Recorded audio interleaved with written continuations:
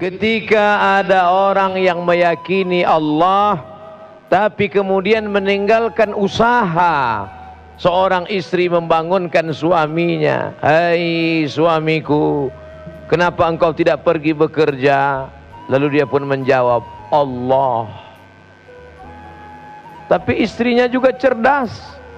Begitu siang datang, perut mulai lapar, cacing keroncongan, dan dia buka tudung saji, hanyut terapung, yang terlihat hanyalah kosong. Lalu kemudian suami marah, "Hai istriku, kenapa tidak masak?" Allah, betapa engkau sudah melecehkan Allah. Kenapa? Karena Allah tidak menyuruh engkau berpangku tangan. Harus ada usaha. Orang yang hanya berusaha tapi tidak mau berdoa, sombong. Berdoa saja, tidak mau berusaha, pesong, gila. Oleh sebab itu Islam mengajarkan ikhtiar, seimbang antara usaha dan doa. Jangan sampai Indonesia, negeri yang kita cintai, yang ketika pesawat akan mendarat, semua memuji kagum hijau, untayan zamrud katulistiwa, gemah ripah loh jenawi, tongkat dan batu jadi tanaman. Hebat, luar biasa. Tapi kalau kita tidak berusaha bangkit, Indonesia akan tertinggal dengan negara-negara lain. Kita harus bangkit, kita harus bangkit. Siap untuk bangkit? Maka masa depan cerah ada di hadapan kita. Tapi harus ada usaha.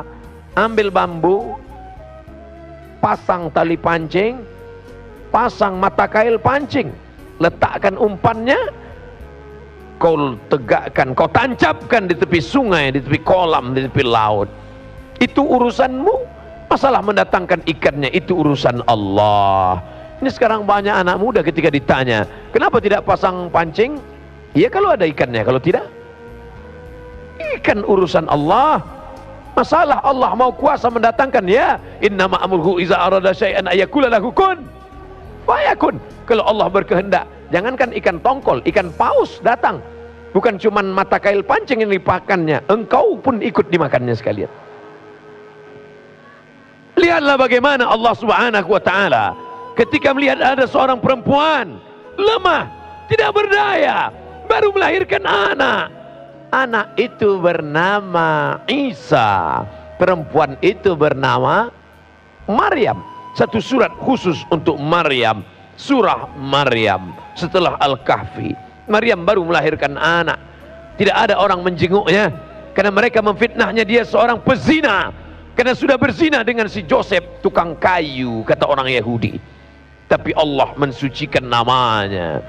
Bersandar dia sebatang pohon korma. Apa kata Allah? Wa ghuzzi ilaiki bi jiz'in nakhlati.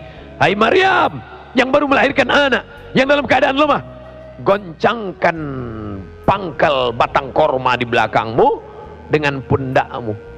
Teganya sampai hatinya perempuan yang baru melahirkan anak. Melahirkan anak itu bukan senang, meregang nyawa. Ada sebagian orang melecehkan, katanya melahirkan anak seperti buang ingus saja. Lahir.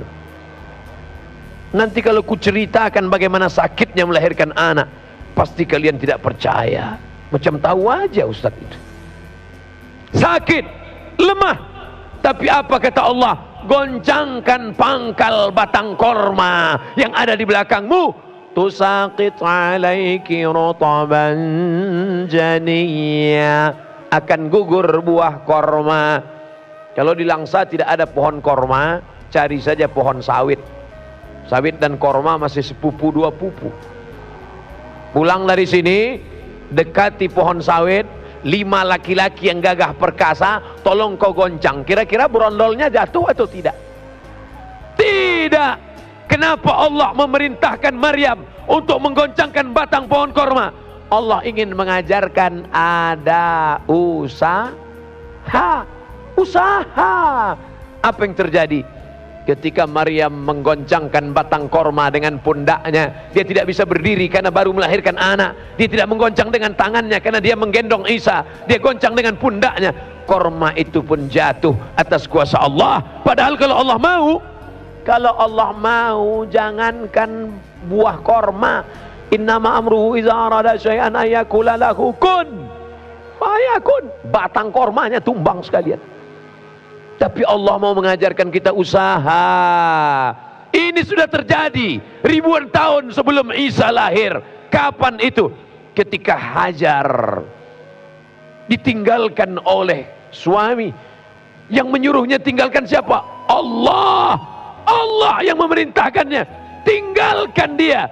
Fi wadin ghairi dzi zar'in. Ku tinggalkan di lembah yang tidak ada tanam-tanaman. Inda baitikal mu'arrab. Tapi apa yang terjadi? Naik ke bukit Safa, tidak ada air. Naik ke bukit Marwah, tidak ada air. Ternyata air bukan datang di bukit Safa, bukan muncrat di bukit Marwah, tapi air itu datang dari tumit anak kecil yang belum pandai berjalan. Zamzami, Zamzami, hai air Zamzam, keluarlah. Air itu diminum 3000 tahun lamanya. Seimbang antara usaha dan doa. Mari berusaha, jangan lupa berdoa.